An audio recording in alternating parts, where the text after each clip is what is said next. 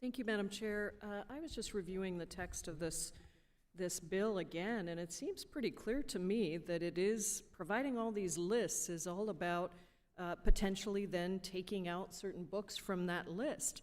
And so I think censoring books to just fit one viewpoint robs students of their education, but it also does something else.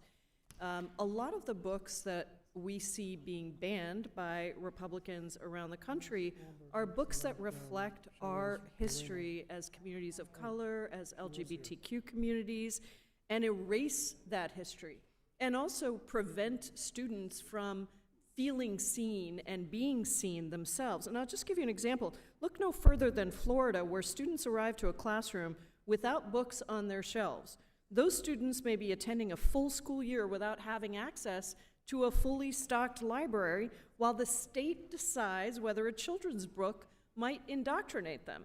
Really?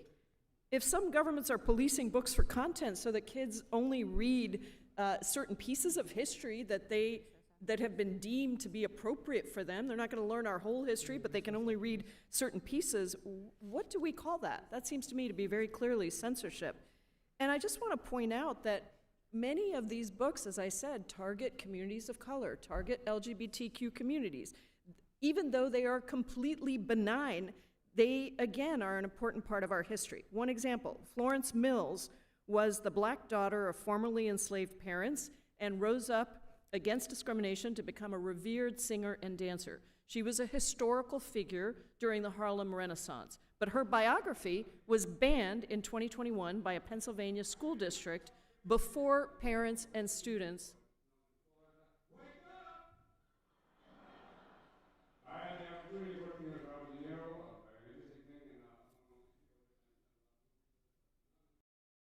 Is that somebody on the, I hope that's not somebody on the majority staff side having fun with Florida. Great. Let me go back and repeat the example, because it seems to me that we might have lost some of that. And I know that the chairwoman is very fair. She'll give me some additional time to make up for that. Florence Mills was the black daughter of formerly enslaved parents and rose up against discrimination to become a revered singer and dancer.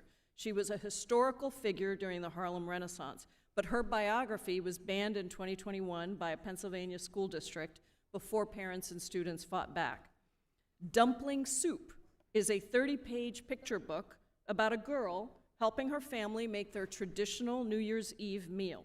The book was first published in 1993. It took Duval County, Florida, 30 years to suddenly begin the process of censoring it.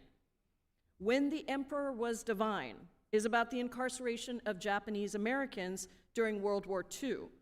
Muskego, Norway schools in Wisconsin are just fine with discussing World War II, but would rather ban a book that represents one of our country's horrific mistakes rather than talking about it and teaching students about it. So I am concerned about what this bill does to ban and censor books, and I completely support my colleague's amendment and urge the rest of the committee to support it as well. I yield back. The gentlewoman yields.